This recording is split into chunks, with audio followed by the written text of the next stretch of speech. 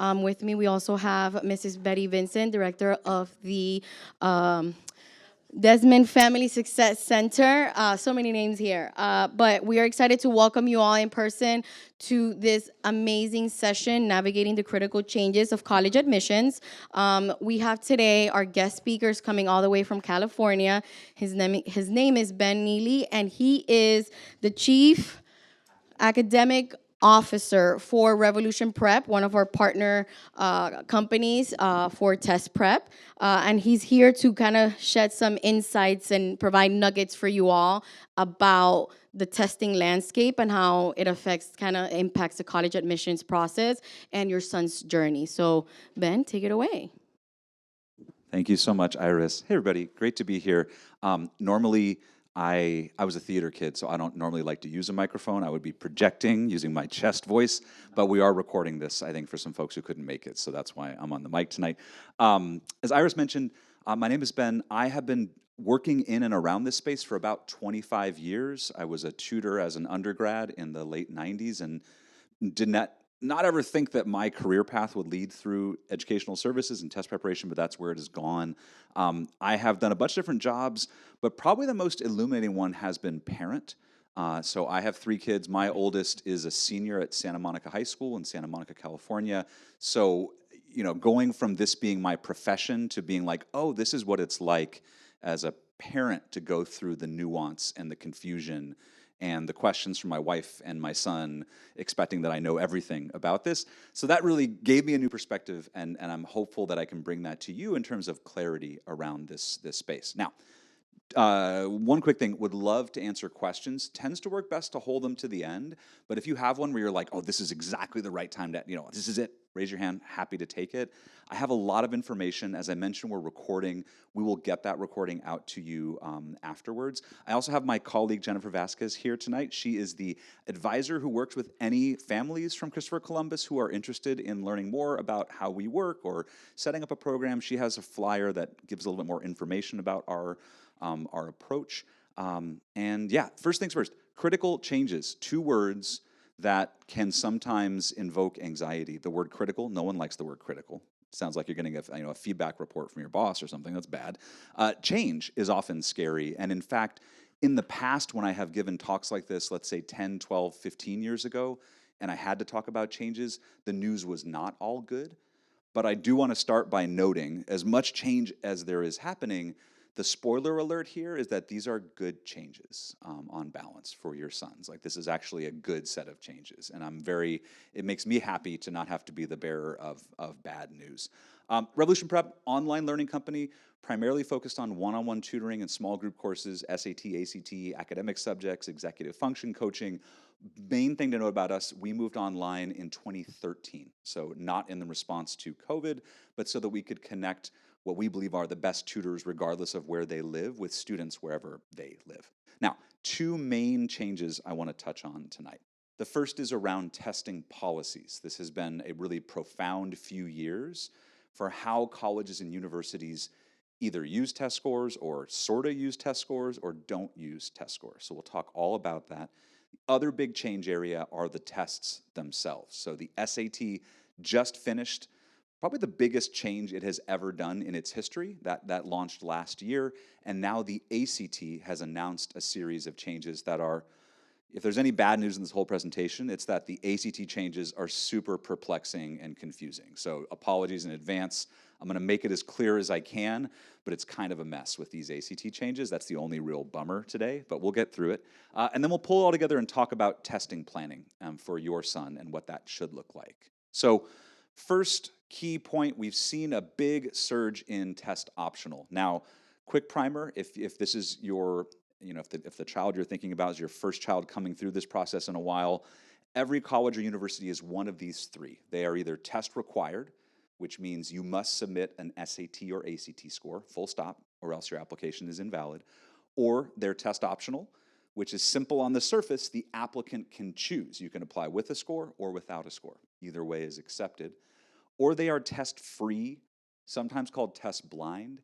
This is a school that does not use test scores at all in their admissions process. Doesn't matter how proud you are of it or you think it's great, there's no box for you to put it in. Um, One of the things that we will talk about in a couple slides is just how different this can be in different parts of the country. I do travel quite a bit. I was in Seattle 2 weeks ago. I'll be in New York next week.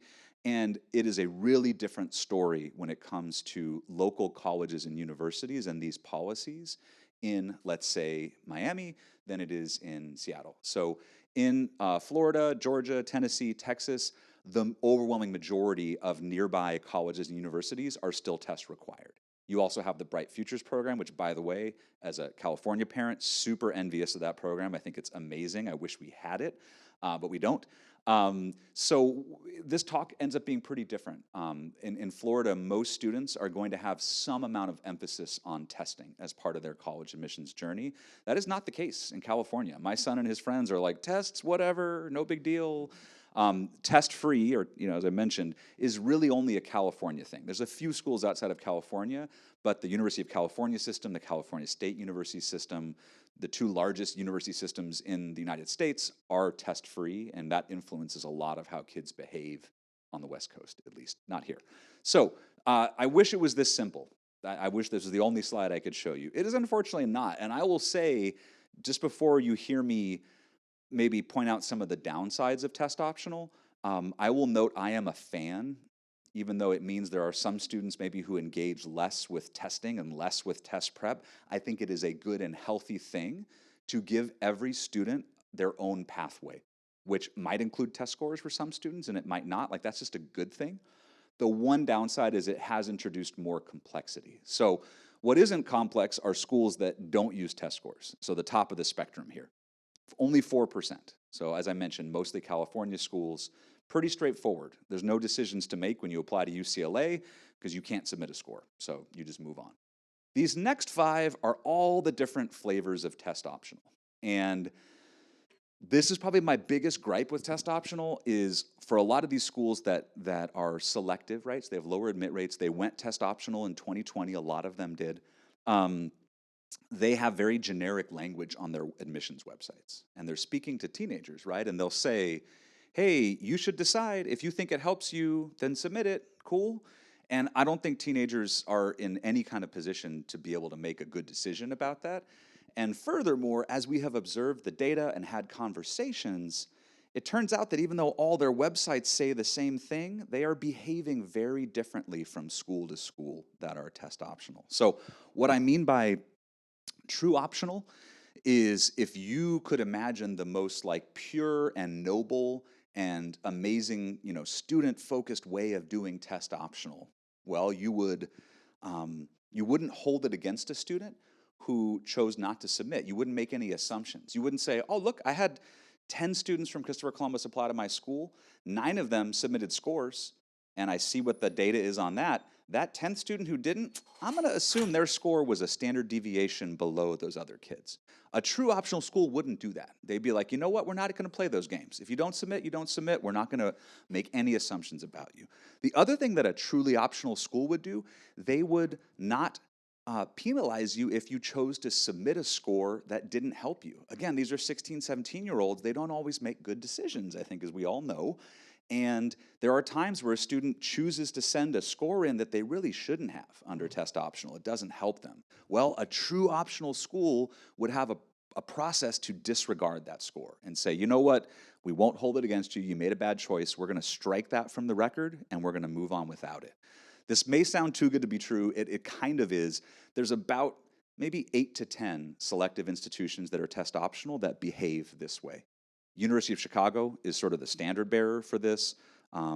Colorado College, Connecticut College, Tufts, USC, University of Washington, Seattle, maybe like an NYU a little bit, I would put into that category. And that's about it. Basically, every other selective college or university that's test optional behaves like this, which is, yes, we're optional. Yes, we will admit students without test scores, but we recommend you submit them. If you're able to get to a score that helps you, you really ought to try to do that and submit it. And that shows up in the data for their admit rates based on students submitting scores or not. So I always tell parents and students this should be your default assumption about any test optional school that is fairly selective, has a lower admit rate, that you should treat that as it is still recommended that you submit. And then in your back pocket, you have the option not to at the 12th hour if the score isn't quite where you need it to. But until that point, you should be striving to get to a score that helps you at that school. We then have all other manner of confusion. There are some schools now like Yale that want test scores, but it doesn't have to be an SAT or ACT. It could be AP scores, IB scores. You have schools that have different policies depending on which major you're applying to, just to be extra confusing. Carnegie Mellon, computer science required, engineering optional but strongly recommended, which, if you don't know yet, that is code word for required. Like, they're probably going to admit like one random student without a test score there. But if you apply to Carnegie Mellon anything else, it is test optional with zero commentary. So this is just the one slight downside is as your son's college list comes into focus, more research and evaluation is needed on a case-by-case basis. Do not do what my son said to me in the start of his junior year when I asked him about how the PSAT went. Dad, it's whatever. Don't you know all these schools are optional? I don't think I'm even going to take the SAT. My wife found that very humorous, given this is my life's work, working on these things. And of course, spoiler alert, he did take the SAT 3 times, so that didn't work out for him. But he wasn't actually just saying that for effect or joke. Like, he and his friends were really like, optional means it doesn't matter. And that's not accurate. But it's also not accurate to say optional is a lie and a facade and everybody actually has to submit. These schools are accepting thousands and thousands of students without test scores every year. Like, it's totally viable. It's just not black or white. It's somewhere in between for every single kid. And then finally, test required, only 11%. It feels a lot higher in Florida because nearby it doesn't feel like 11%, it feels like 70%. But as soon as your son has schools on his list that are outside of Florida, you can expect the majority of them to be some version of test optional. So it's good to know what's up with that. Now, test optional is not a flash in the pan. This didn't just start with COVID. This line graph is showing us the percentage of undergraduate schools that are either test optional or test free. And if you track this line back further, it goes back to the late 1960s. Bowdoin College in Maine was the first really notable school to say, I don't know that we need to require the SAT. And there was a big jump up with COVID, but I like to say that even if COVID hadn't happened, this line would have gotten to where it is now in another 15 to 20 years. Test optional is a really popular policy for college admissions offices. They like it a lot. 2 main reasons. One is noble and one is cynical. The noble reason is they do also like giving students more flexibility to tell their best story. And there are students who are academically rigorous and capable and leaders who are ready for some of these super selective institutions, but whose test score would never quite get there. Those kids now have a viable path in a way that they might not have before. So that's the noble reason. The cynical reason is that by making the test optional, you remove one roadblock to applying and you get more kids to apply to your school. And for a lot of these schools, that is their scoreboard, right? They have a function called enrollment management, which is fancy word for marketing for colleges and universities. And they go back to the provost and the dean and the president of the school and they say, look, 15% application growth. Turns out going test optional helps with that a lot. It's one less thing that could keep a kid from applying to your school. So COVID didn't cause this. Why do parents think that test optional is just a COVID thing? Amongst a very, very small subset of colleges and universities, it kind of is a COVID-related thing. So in 2019, I'm looking now at 75 of the most selective colleges and universities. I apologize, I'm citing the unholy name of the US News rankings, which I think are really awful, and you shouldn't put any stock in them, but it's a really good shorthand for these sorts of brand name schools that have really low admit rates. So they're great schools, no doubt. Amongst these schools, almost none of them were test optional before COVID, and now the majority of them are. So in only 5 years, this has turned upside down. It's been such an inversion that I can show you on one slide the outliers in either direction. So out of those 75, only these 10 didn't require the SAT or ACT before COVID. And if you look at these, I think one thing you'll see in common, a lot of liberal arts, a lot of prestigious, more regional universities. Now, in fall 2025, only these 17 out of those 75 actually require the SAT or ACT. Now, this has changed quite a bit as of about 9 or 10 months ago. Several of these schools on the right-hand list went optional in 2020 and now are returning back to requiring for this fall. So pretty much everybody from Dartmouth down through Brown had been test optional for about 3.5 years, and then they reverted back. And I'll talk more about that in a minute. The question I've gotten a lot in the last year from parents and students: hey, I'm a sophomore, I'm a freshman, I'm looking ahead. Are these the first dominoes to fall, and we're going to see everybody else that's test optional go back to test required? And the answer, I think, pretty clearly is no. We will see more go back to required. You might be, here's a fun trivia question that you might know because of where you live. Only, well-known institution to announce a return to test required in 2025 so far. No, Iris is not allowed to answer. UM. So University of Miami, yeah, you're definitely not allowed to answer. Of course you know the answer. So University of Miami is the only school so far in 2025 that has announced a return. There will probably be a couple more. I don't have any specific inside information that we could take to Vegas and bet on or anything. They don't have a line for that in Vegas, I don't think. But I do get to have conversations with folks that run admissions at these sorts of schools off the record, and their collective thinking is that there'll be about a dozen more schools that return back to requiring this year, next year. If you wanted me to guess, I'm sort of shocked that Duke and Princeton are still optional, and they haven't gone back to requiring. I sort of thought they would last year. So I would be on watch for those two. There will be some of those schools, by the way, that I'm sure are going to stay optional. Columbia and NYU have come out very forcefully that they are test optional for life and that they're not going to go back. So we'll see. That being said, as recently as a year and a half ago, Caltech was test free. And I saw their wonderful head of admissions, Ashley Pauley, speak at a conference in which she was like, we're going to be test free and we believe in this. Fast forward to last year, they went all the way from test free to test required. And they did that because of the faculty. So one thing that's worth noting about these policies, they're very rarely set by the admissions department. It is usually some combination of faculty, university leadership, donors and trustees, or external legislative pressures. So state of Florida, state of Georgia have laws in the books that say if you're going to receive public funding, you must require the test. State of Texas, in their state house right now, has a bill in active session to do the same, and it will probably pass. So it's complicated, and it's not, there's a lot of students who are like, oh, these admissions folks, they're going back. It's like they would like to stay test optional. They really would in most cases. So that's the dynamic right now. Test free, much to the chagrin of a lot of teenagers, is not a big nationwide thing. Really, mostly something that is known for my alma mater, the University of California.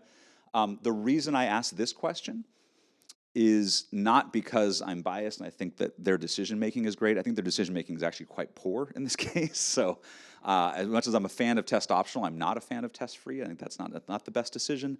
The reason I'm asking is they have been a trailblazer. So they were the first university system to drop the timed essay. They dropped the SAT subject tests. Within 10, 15 years, everybody else followed. So in this case, they go test free. Are we going to see a bunch of these test optional schools go all the way? And the answer is definitely not. This is a weird situation involving a lawsuit, like it's a whole thing. I don't think it's actually the result of any thoughtful decision making. And the main reason we are seeing schools either hold at test optional or go back to test required, I believe, is on this graph right here. I didn't admit to this earlier, former high school math teacher, so you will see line charts and graphs. I apologize. There'll be no quizzes, but this is my roots. So this is from a survey that UCLA's Higher Education Research Institute has been giving for 60 years, same exact survey, to incoming college freshmen. And one of the questions they asked them is, what was your unweighted GPA when you were in high school? And so what this is tracking is percentage of those kids that say, I had a 3.5 unweighted or higher when I was in high school. Just university-bound students, so not all high school students. And you can see that even just a generation ago, right, this is roughly my high school years, fewer than half of the university-bound kids had that. Most recent data point, 81%. So I didn't put the words grade inflation on here. I feel like that tends to carry some connotations which aren't always accurate, but the data is incontrovertible. Like, it's clear that grades are changing in terms of their statistical distribution every few years. And what that means, if you are a super selective institution, GPA and rigor of coursework, still the number one factors. Like that has not changed. That's still the most important thing. But if you are one of these 30 or 50 schools that gets a ton of applicants for very few spaces, GPA is not as information rich as it used to be. Used to be, wow, you have a 3.9 unweighted. Like that's awesome. Very few kids who apply do. Now a lot of these schools are rejecting thousands of students with flawless transcripts, right? And so they're in an information hungry era, which is why I think a lot of these schools went back to requiring the test. They just want more info to help them make their best decision about students and their fit for the rigor of their university. All right, interesting / boring. Let's move on to the so what, which is these schools went optional. What has actually happened? The first thing that happened, as I mentioned earlier, is they saw a significant increase in applicants. As soon as you remove that roadblock, a lot more kids are going to apply. To be clear, of that 40% increase, there's a decent portion that is sort of like fictitious. Students that have no business applying to these schools that are just like, oh, I'll take a shot at it. I'll apply to Stanford because they don't require an SAT. That student is not going to get into Stanford, right? So some portion of this increase we can ignore, but some portion of this are students who are otherwise strong candidates for these selective schools, but their test score was never quite there, and now they are a viable candidate under test optional. So big increase in applicants. You treat this as 0. It says -11, but it's the same number of freshman spaces. There's just some changes in the dynamics of yield, how many kids say yes back to the school after the school says yes to them. So the upshot is bunch more applicants, same spaces means schools that were already really, really hard to get into. 13% is a super selective admit rate, went down to 8% in only 4 years after these schools went test optional. So that's one thing. The other question I get most of the time is, show me the data. So you're telling me there's nuance. What do we know about admit rates for students who submit scores and those who don't? This is I've used the adjective radioactive before, toxic. It's the most delicate slide that I ever share because it is the most easy to misinterpret and misunderstand. A few things about this. One, all this data is getting older and staler every time I do this talk. This data is from 2.5 to 4 years ago. So the last 2 cycles, none of these schools have released any of this information. It is not an exaggeration to say that I am personally responsible for that, at least in part, because of a talk I did at a national conference in Seattle where I was called to the principal's office by the dean of admissions at an Ivy League institution who did not like that their school was on this slide, even though I did not steal the data, it's publicly available. But that was a really good conversation because this person did help me understand a lot of the nuance, and that if all you look at are these 2 numbers, you might misunderstand this. For example, let's look at what I imagine could be a school that Columbus boys apply to, Notre Dame, right? Fighting Irish, let's go. I look at that and I say 18% admit rate for the test submitters, 9% for those who didn't. Therefore, I staple a test score. I mean, there's no stapling happening these days. I type in a test score and I double my chances of getting into Notre Dame overnight. Bam, easy. No, for a couple reasons, right? One, there is a self-selection bias happening in that green column. Students have the choice to submit. Who is choosing to submit?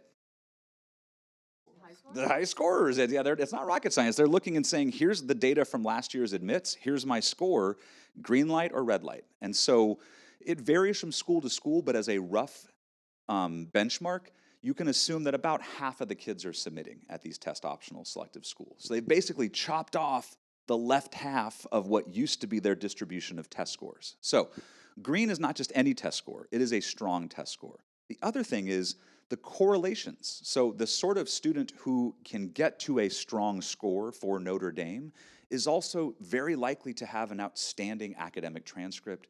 They took rigorous classes, they demonstrated leadership, they were engaged, they were athletes, they were all of those things. Those all correlate very strongly with the test score as well. So this is a long way of saying test scores would never have a multiplicative impact of doubling your chances of getting in. So then what is the point of this slide? Well, the point is to show you in way too many words that not every school does test optional the same. The admit rates at some of these schools down here at Vandy and Swarthmore and USC and Tufts, really low admit rates, but their ratio is a lot more modest than Cornell.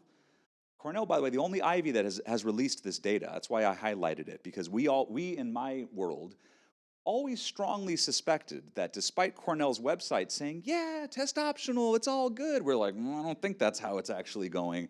And you can see with that ratio, you better submit a test score. Now, Cornell is now test required, but when they were optional, it turns out they weren't really that optional, right? So this is just my way of saying your son will need to do that legwork, work with the counseling team here at Christopher Columbus to make the best decisions about this, and just know that it's not all the same as you go through these. Finally, last data that we do get every year, and we will keep getting, they have to report to the federal government, is what portion of your applicants included a test score under test optional. And amongst all of the schools that have a sub 25% admit rate, here are the 10 with the highest submitting percentage. And on the flip side, here are the 10 with the lowest submitting percentage. And it's worth noting, if I just pick out, let's say, Northeastern and Duke, Northeastern and Duke have basically the same admit rate overall. Their website has the exact same language on it. And yet, when high school seniors apply to Northeastern versus Duke, twice the rate of kids submit a test score to Duke, which tells me there's something in the collective knowledge that Duke is, they're test optional with a lowercase t. But the collective wisdom is Northeastern is totally cool to admit you without a test score, right? So I wouldn't read a ton into this, but it's just another data point we can look at and be aware of, and to see just how different the behavior is. And I have been accused of unfairly assigning wisdom to 16 and 17-year-old boys. But I think when you get enough of them together, there's a collective, and they do have some wisdom in their behavior. So, all right, so that's it for testing changes. We'll answer your questions then at the end. Now let's talk about the tests. I'm going to try to keep this brisk, but there is a lot of info here. The reason I want to keep it brisk is that other than maybe one person in this room, no one here is going to take the SAT or ACT. Yay! Actually, two. I take it once a year for my job. So, lucky you that you don't have to go on a Saturday and take the test, get all the strange looks that I get from the proctors. Fun fact, had one older proctor say to me one time a few years ago, I finished the test, and of course, the whole time I'm like illicitly taking notes in my calculator on all the test questions. I'm there to do research. Finished the test, he comes up, puts his hand on my shoulder, and says, "Good luck, son. You're gonna make it." Like I had fallen off the track, and now I was gonna go. I felt so bad. I'm like, if you knew that I was literally here to secretly research this test for my work. But anyway, so SAT changed. Big change, biggest change in the history of the test. This was a change that was mainly aimed at shortening the test and making it less unappealing to teenagers. So College Board makes these tests. They saw the writing on the wall in 2019, 2020 with these test policy changes. They said, we have to get out ahead of this. And so they shortened their test by making it mandatory digital adaptive on a computer as of March 2024. And just to do a quick bias check, I'm not employed by any of these people. I have a long history of freely pointing out when they make mistakes. I expected this transition to go poorly because the folks who make these tests, the last 20 years or so before this, had done a pretty bad job in all sorts of things. And so we were all kind of holding our breath like this is going to be a train wreck. It has not been. There was one PSAT administration day in October of 23 that was a little shaky on the East Coast. But other than that, I will give them credit. They did a really good job with those tests. They're shorter, and it just works. Kids bring their own laptops, they just log in, and it just goes. So, they did a good job. ACT did not make those changes. ACT has about 1/10 the financial resources of the College Board, and so they sat back and said, hey, the College Board's probably going to screw up. We don't need to spend $100 million in R&D. We'll just wait for them to fall on their face, and then we'll be the regular test. Well, that didn't happen, and so now ACT is really struggling. They are hurting. They are about half the size in terms of test takers as SAT, whereas 8 years ago, ACT was bigger than SAT nationwide. So that's a pretty bad 8-year run. So now ACT is changing, and we'll talk about that. So these two tests are interchangeable. Coca-Cola and Pepsi, I know I say that, and folks are like, Pepsi's terrible, I love Coke. So maybe that's not the best analogy, but they are identical in the eyes of college admissions departments. They do not care. They will accept either interchangeably. There are persistent myths that I heard these elite schools all want the SAT, or I heard because I'm applying to a science program, I should take the ACT because it has science. All bogus. 100% bogus. They do not care. Nobody cares. They want one or the other. They will convert them to the same scale, and they're going to move on. So your son should feel very comfortable that this is a choice they can make, which has no impact on admission in terms of whether it was SAT or ACT. Now, the big difference, where most teenagers stop is the first line, right? My son, I could not get him to take a practice ACT. Now, in Los Angeles, there are very few ACT test sites anyway, so I kind of let it go. But he looked and he was like, "Dad, why would I ever take the test that is 45 minutes longer?" Like he's like, "Let's have a debate. Give me one good reason." And I couldn't come up with a really great one for him. Especially since there's no test sites in LA for ACT. So that's the big difference. The rest of the differences are fairly modest. The ACT and SAT cover really similar content. The math shades towards geometry on the ACT. It shades towards algebra on the SAT. By the way, the science is not science knowledge. So if your son struggled in biology or physics, none of that is on there. It's just passages with charts and graphs, basically. You have to make inferences and analyze graphs, basically. Math weighting can be a factor. If your son is disproportionately stronger or weaker at math than the other areas, ACT math is only one of 4 sections, whereas SAT math is half of the score. So if you want to either feature the math score or hide the math score, that could be a decision. The biggest difference is how the tests feel to students and how they generate challenge. ACT does this by putting kids under big time pressure. The clock is ticking, you don't have enough time per question, but we're going to ask the questions in a more straightforward way. SAT says we're going to really challenge your critical thinking skills, but we will give you more time per question. That's the big difference. Now, I told you ACT is changing. For posterity, I have a whole bunch of words up here, but really only the top line matters, which it tells you it's not a very good slide, but I'll work on it. So ACT needs to change their test. Now, SAT shortened their test by using a test design called computer adaptive testing. It's not new. Anyone here taken the GRE or the GMAT in the last 25, 30 years? So Iris has, I have. So that if you have, you've taken the same adaptive technology. So it's not new. ACT is insisting that they still want to have pencil and paper for various reasons. I think their reasons are noble and good, but they're basically like, we don't want to force kids to go onto a laptop. Well, if you don't do that, then you can't do adaptive. And if you can't do adaptive, the only way to shorten your test is to start chopping parts of it off. So that is what they're doing. They're making the science section optional. And if you choose not to take the science section, ta-da, the test is now 30% shorter, right? So you've shortened it.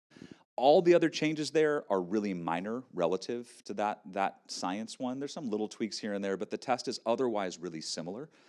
The problem here, and again, I should note, I am an unpaid advisor for ACT. I'm on an advisory board for them. And so if you hear me talking stern language about ACT, just know that I have told it to their faces, literally, as well. So I'm not holding anything back. I am rooting for ACT. I want kids to have choice. But I think ACT has made some really bad business decisions. So I'm trying to give them my businessman perspective on this. So the test launches ostensibly in April, this new test. Unlike SAT, when they made their switch, it was a hard switchover. One day you had the old SAT, and the next you only had the new one. ACT, unfortunately, is overlapping their old test and their new test for a period of about 6 months, and has like 9 different ways to take each of the tests. So for the average student, it can be super confusing when they go to register for these tests. The biggest thing I want you to take away from this, especially if you have a junior at home, or if you know someone who has a junior, they're going to see things saying, there's a new ACT starting in April. There really isn't. There technically is, but it's only available in this online format, and from April through July, and I have this verbatim from the head of product at ACT, there will only likely be about 12 to 15 test sites in the entire United States that are offering this test. And so unfortunately, your kids are going to hear new ACT. Not really. I think Phoenix has a couple, Houston does, but it's a crapshoot whether or not you happen to live near one of those. And if you don't, you are not taking the new ACT until September. So starting in September, they are changing their technology behind how they administer the test, and that will make it possible to be all over the country and much more common. So just watch out for that. You are going to hear new ACT. Pretend that there isn't. There is technically, but pretend that there isn't until September. Even though they're making the test a little bit less time crunch. You can see that the SAT still gives 40% more time per question. But this next part is going to show you why ACT is still popular amongst students. And it probably would be if I forced all of you to pick and take one of the tests. So here's an SAT math question. If you remember SAT math from the 90s or the aughts, this ought to feel a lot more academic and like legitimate than it used to be. SAT math used to be like gimmicks and traps and like, tricked you, and like you didn't read the language right, like they were really trying to fool you. This is just straightforward math, but it is complicated. It combines math from different domains together. So it's not an easy question, but you have 96 seconds, right? So you got time, think it over. ACT says we're gonna rush you, but we're gonna ask our questions in a much more direct and narrow focus, right? So if I asked you in a vacuum, which of these math questions would you rather take? You'd probably pick the one on the right, most likely, right? It's slope, rise over run, right? You subtract the y and divide it by the x, but you're being rushed. So this is why ACT still has a fighting chance, because when students try it out, they almost all of them prefer the way the ACT's questions are phrased. They're just straightforward, they're clear. I've heard kids say that the vibes are better on the ACT, right? I get it. So this is why, despite everything I said about the ACT being time rushed and this and that, like it's still a good and potentially the right choice for your son. And this is an awful slide that has way too much information on it, but now we're comparing current ACT, new ACT if you don't take the science section, and the SAT. And you can see in the upper right, if you skip the science section on this new test, it is now actually even shorter than the SAT. So that's what they're hoping, is that this is going to drive a bunch of teenagers to pick their test now that it's shorter.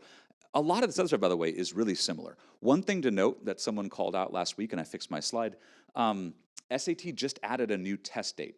Every year, September is now a test date for the SAT.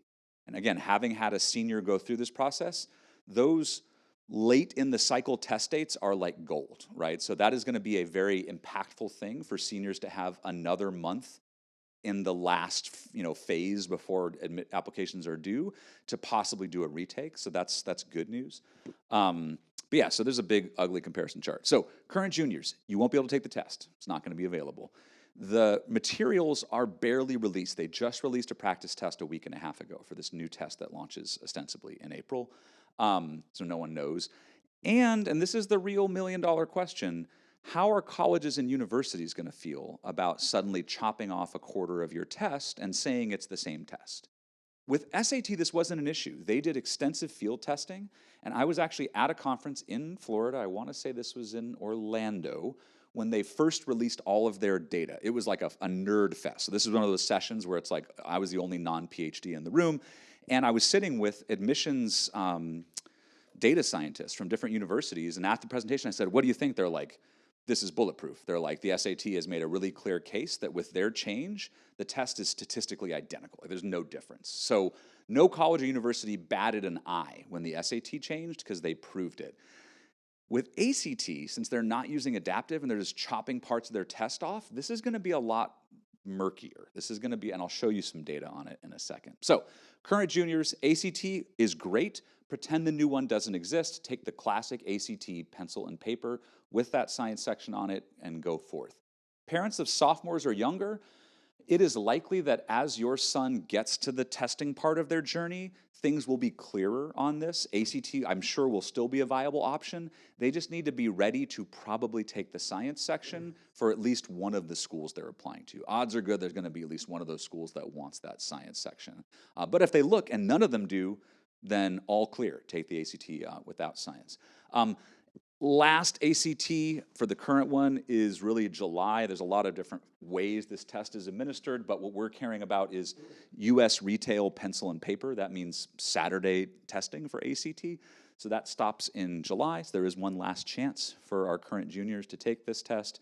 What I would never do, by the way, this happened with the SAT. Parents and students were like, hey, this old version is going away. I need to go take that, even if it's way earlier than I should be testing, because it's going away. It does not make a test good that it is going away, right? So don't worry about, there's no like fear of missing out. This is the last chance. Like the new test is going to be very similar, other than the science section being optional. Here is the data we have so far on how colleges feel about the optional science section. This is credit to my industry colleague, Brian Eufinger at Edison Test Prep outside of Augusta, Georgia. They have done the incredible legwork of thousands of phone calls and emails to, to universities to bug them about this. And right now, we are running at about 30% of colleges or universities that have been asked who are saying, that's nice that it's optional. We're still either requiring it or we are recommending it. And if, again, I think I mentioned this earlier, but if you see recommended in a policy, we translate that as required. So we do not recommend it equals required. Now, what I expect to happen with this over time is that the top two will diminish. So if you're a parent of a current 8th or 9th grader, it wouldn't surprise me if in 3-4 years, there are very few schools that still require the science section. This is how it usually tends to go. The first year or two, these schools are like, I don't know, change is scary, we want the old way. And then they kind of come around to it and they're okay with it. But one more thing that your son would need to check on a case-by-case basis, do they want the science section or not? Sort of frustrating. How do you pick? You take a full-length practice test of each. There are a lot of reasons why one test would be better than the other. Ideally, your son is not doing what my son did. Again, I tried my best. He was just like, this one's shorter, and he plugged his ears. He's like, I'm not doing the other one. So I never even got him to take a practice ACT. I wish I had. I actually think he would have done better on the ACT. But as all parents know, there are some battles you have to just give up on and move on from. I was not going to win that one. So full-length practice test of each, and then you convert them using this chart. It's called a concordance table. This allows you to compare the two. This is a joint project of the folks who make the SAT and ACT. They collaborated. If your son's scores are either on the same line or within one row, you can consider them statistically the same. If there is a gap, so if there's a full, 2 rows apart, then you would consider that higher score to be the best starting point for them. If you're looking at this and saying, wow, 5.5 to 6 hours of their life on practice testing that doesn't count, that's going to be a hard sell. Yes, it is a hard sell, but it really is the only way to know if you might have an advantage on one test or the other. So I think it is often worth the 5.5 hours. The other thing you can do is use PSAT score, especially junior year PSAT score, as a stand-in for the SAT score. And now all you need to do is take a practice ACT within 2 or 3 months or so of that October PSAT. That can be a way to shortcut this. Many students, despite how different these tests are going to score about the same. About 1 in 4 in our experience have a meaningful difference where one is better than the other. In those cases, you obviously go with that test. In the cases where they're the same, whatever. Pick the test they like better. Vibe check, test site availability, because my friend is doing it. Like, I don't really care the reason once you've validated that they're going to score about the same on each of the tests. Pick one and stick with it. Common mistake is kids get impatient. They start with SAT. They try it a little bit. They don't see the traction they want, and they jump to ACT. Don't do that. Pick one, stick with it. PSAT, P stands for preliminary. You should think about the P as standing for practice. So this test is a couple differences. It is not administered on a Saturday. It's given at Christopher Columbus during the week in October. Your kids will automatically be registered for it. They don't need to go out and sign up for it. It does not count for college admissions. No college will ever see your son's PSAT score. So that's one nice thing. Everything else about this test is the same in terms of how many questions, the content, the difficulty, the interface. It's all the same. They've just turned the difficulty down a little bit because they know it's being given to juniors. They make it a little bit easier than the SAT, which is why we see this really strange scoring scale right here. The nice thing about the strange scoring scale is that they've built these tests to be directly equated, meaning when your son gets that PSAT score from junior year, that exact number is an estimate of what his SAT score would have been on the same day. So there's no need for a conversion chart. You just take that same score, which is nice. The one thing it is used for is national merit. A very interesting topic. I was just mentioning to my colleague that I travel all over the country. There is nowhere that is as crazy for national merit as South Florida. I find it fascinating. It's become, just to give you a little color commentary, It started basically as like a marketing thing for private schools in South Florida, that they could boast about how many national merit kids they had so that parents would want to go to their school. But I swear to you, I go to a lot of other areas with have a high density of excellent private schools, and nowhere else is like this but Miami. It is like the outlier in the entire country. So I find it just fascinating. I find it really interesting. Um, National merit is cool. Don't get me wrong. Like awesome, like brownie points, get some money. Like it's cool, but I don't understand why it's so gung ho in Miami. Let me talk about it. So national merit, they don't just use the score because they want to be special. They convert it using a formula. They double weight the verbal section. They add it to math and they divide by 10. I don't know why they still do that, but they do. I really don't know why. So instead of 320 to 1520, this selection index is 48 to 228. So 228 is the highest score you can get. They then take that junior year selection index and they see how you stack up both nationally and amongst Florida test takers. And the two levels of national merit that you can get to from your PSAT score, commended is about the top 4% of national test takers, about the top. It says 50,000. Last year it was actually like 40-something thousand. It was 208 for last year's juniors for the class of 2025. And again, 208 is a really strong score. It's the 97th percentile on this test. Commended is a firm handshake and a pat on the back and a little bronze star with the corner kind of peeling off at the corner of your report. It's like, it's cool, it's good, but that's about it. It doesn't really do anything else for you. It's nice. You might get your name read aloud in an assembly, which is always cool.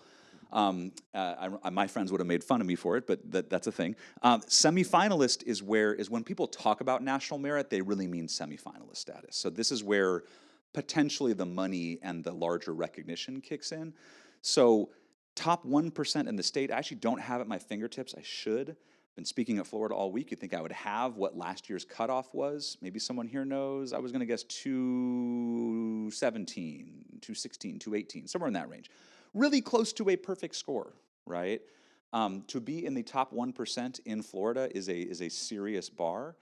What do you get for getting there? Well, first of all, you don't find out until before your senior year starts. So about 10 months later, they tell you, hey, you're semifinalist qualified. You then basically, if you want to go further, it's like adding another college to your list. You have to write an essay. You have to get a letter of rec. You have to submit your transcript. You have to yada, yada, yada. It's like applying to a college. And so of those semifinalists, there's about 11 or 12,000 nationally.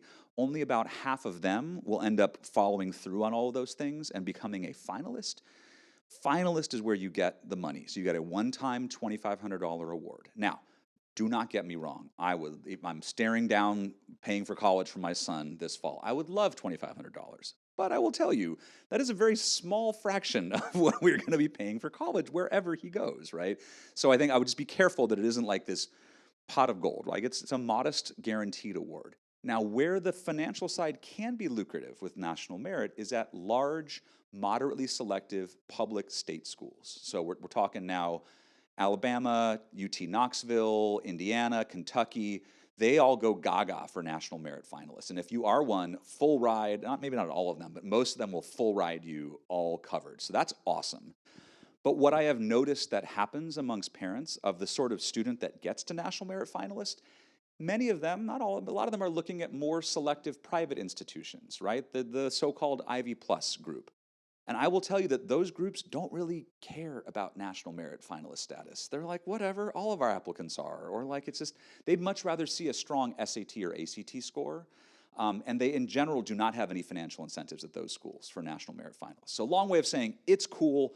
Some parents put way too much of their emotional energy and emphasis on it. I hear a lot like, oh, we didn't get national merit. I'm like, it's fine, you're okay. There's also, I think, a misconception that having that national merit finalist will carry a lot of weight in the admissions decision. And I will tell you that broadly speaking, at selective colleges, it doesn't. The SAT score matters a lot more than whether you got national merit finalist. Like it's not nothing, but it's a teeny thing. So that's national merit. Adaptive SAT, just real quick, because this is where we're all going to start falling asleep, myself included. Linear testing, what we're all used to, everyone gets the same questions in the same order. The new digital test is adaptive, and what that means is as you take the test, it gets harder or easier depending on how you do.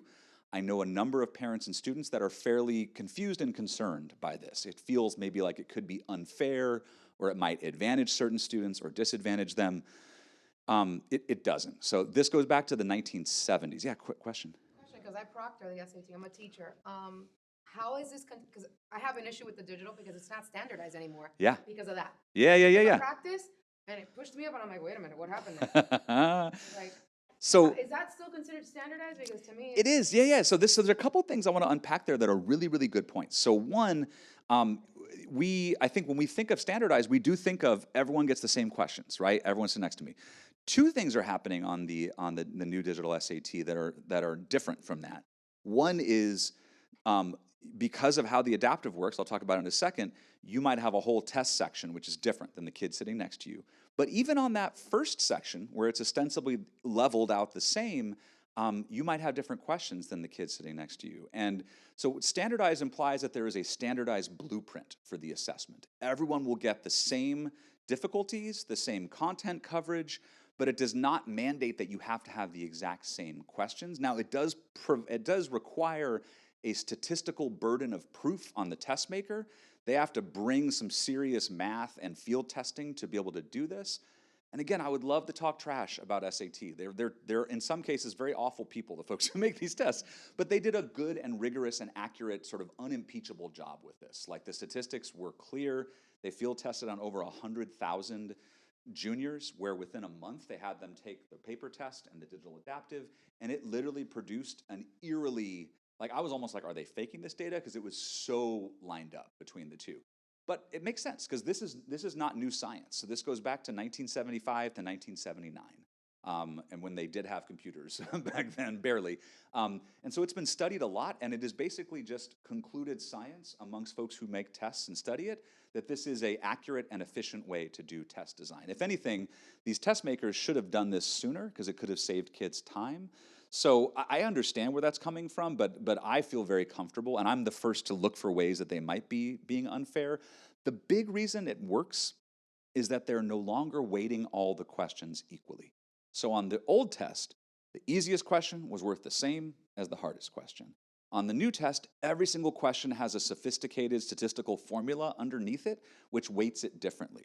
So the students who are doing well, and man, it's not fair they're getting the harder questions, well, those questions are also worth more, right? So they are unlocking more scoring potential by doing those harder questions, and vice versa for the easier. So this is what this looks like, just to paint the picture of what the proctoring is like. So you get the first section of, let's say, math, and the student next to you and you both have a nice even mix of easies, mediums, hards, kind of straightforward. Behind the scenes, there is a cutoff. And if you are above that cutoff on that first section, then your second section is a hard version.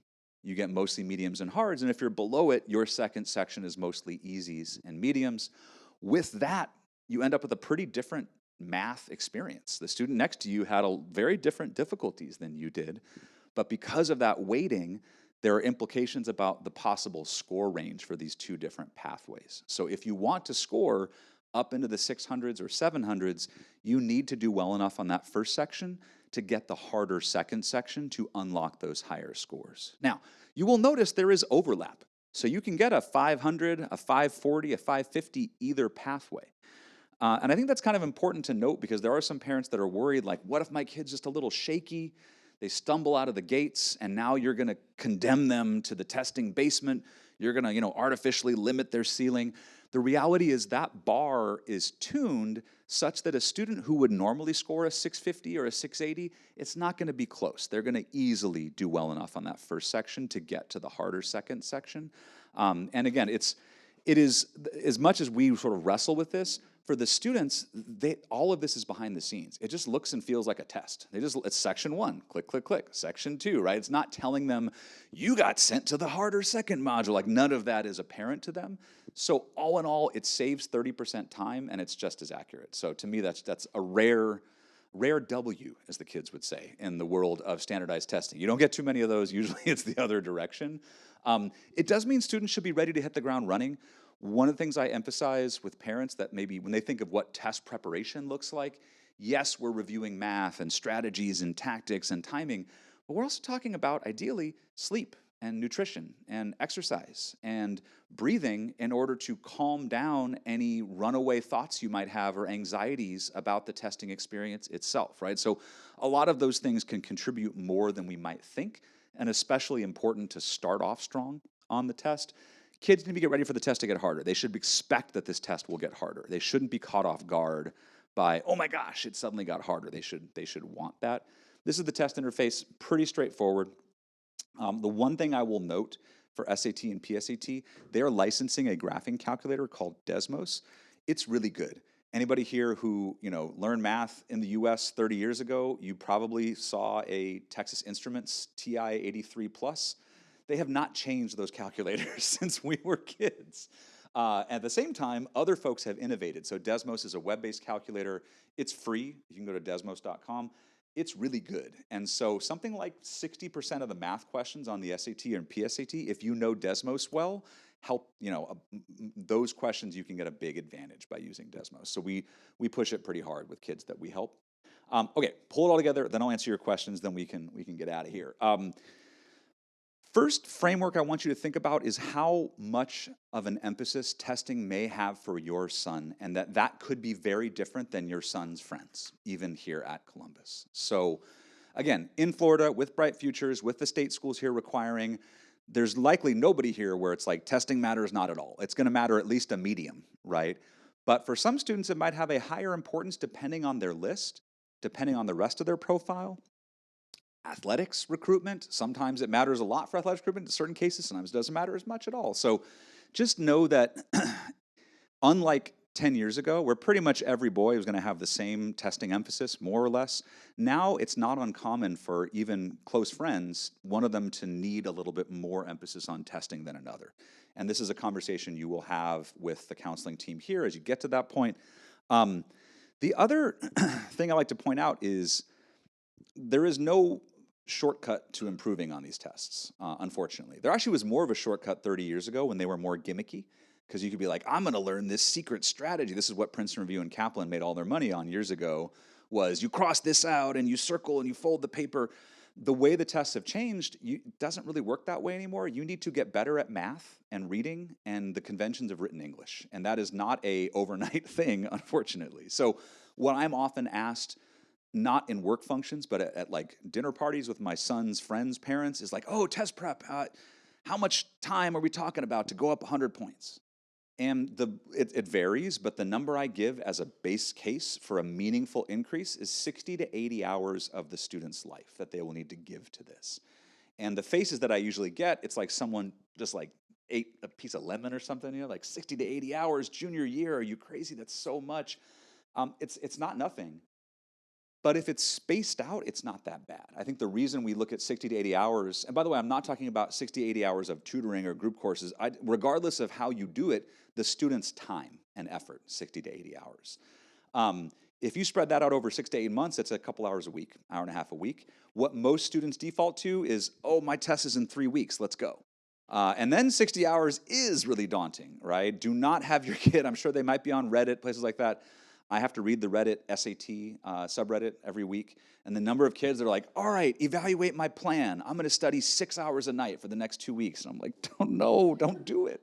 That's not how our brains learn. You're going to retain none of that. So spread it out, and then do remember, even though test scores are at most the third or the fourth criteria, relative to the amount of time your son has spent on, attending class, homework, group projects, tests, summer school, thousands of hours. Sports, music, clubs, volunteering, hundreds of hours, if not more than hundreds of hours.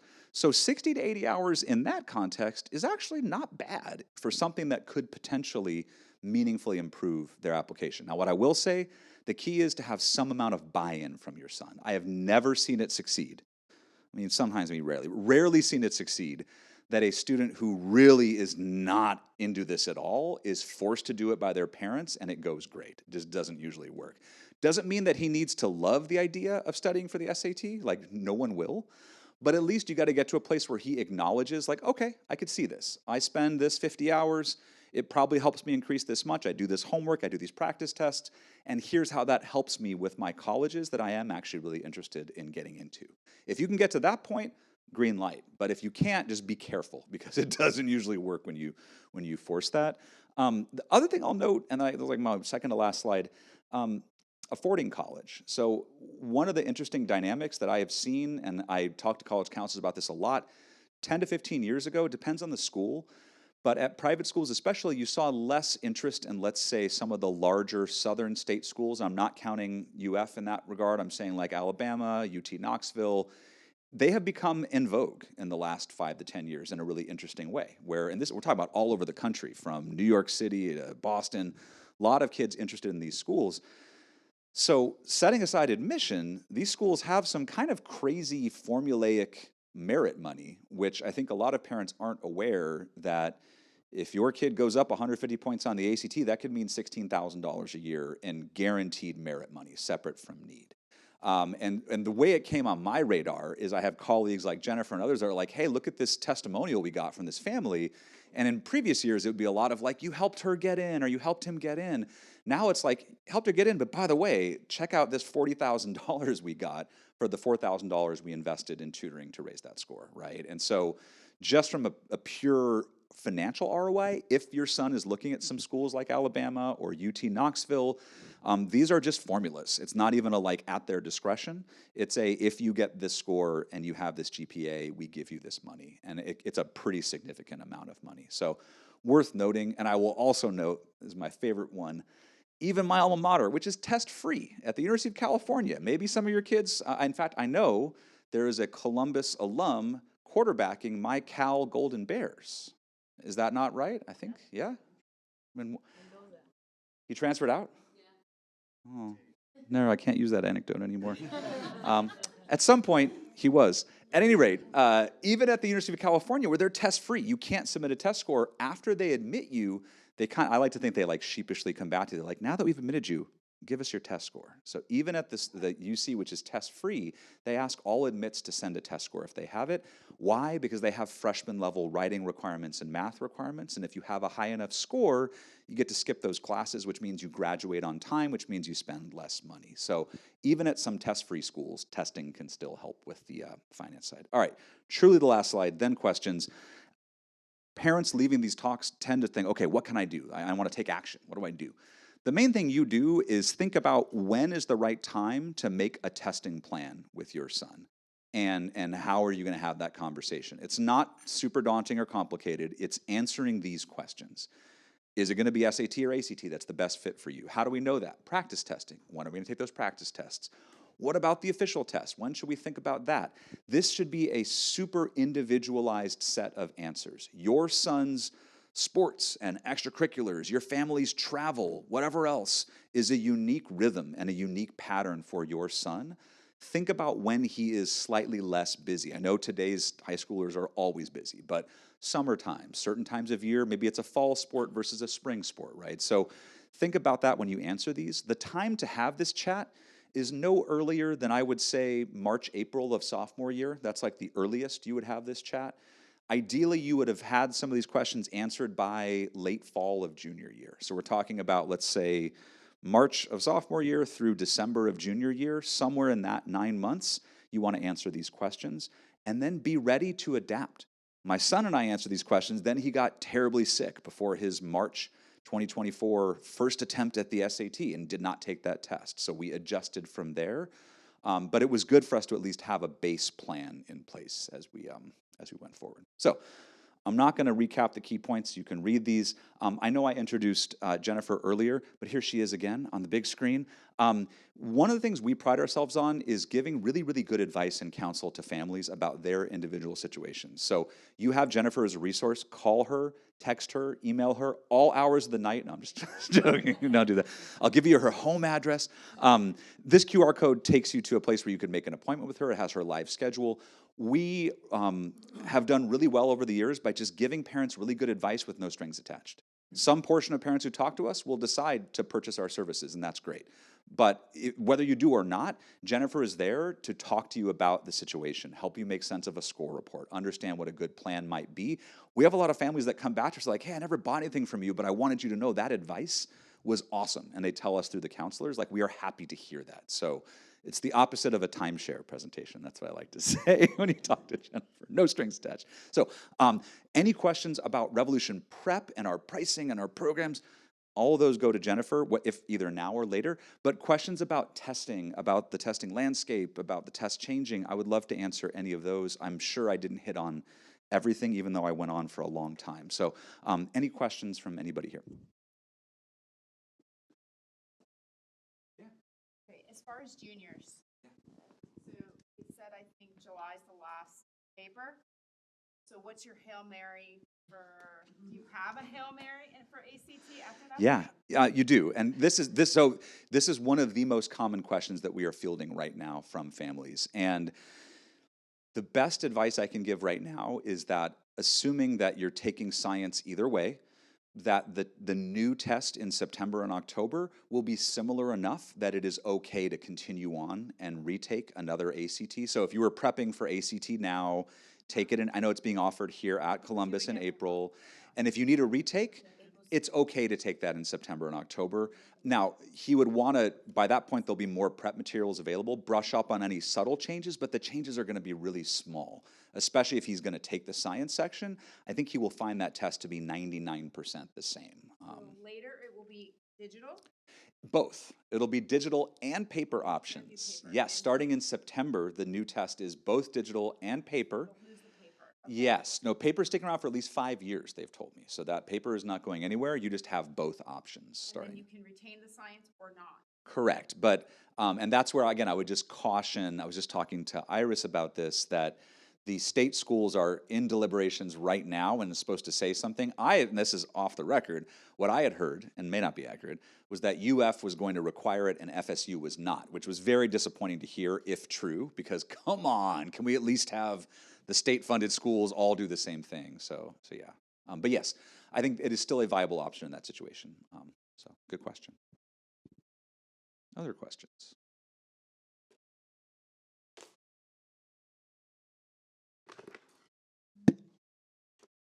Awesome. Well, I don't want to keep you all. I know it is late. Thank you all for being here. I'll hang out for a few minutes. If you have any other questions, I would be happy to answer them. Thanks so much.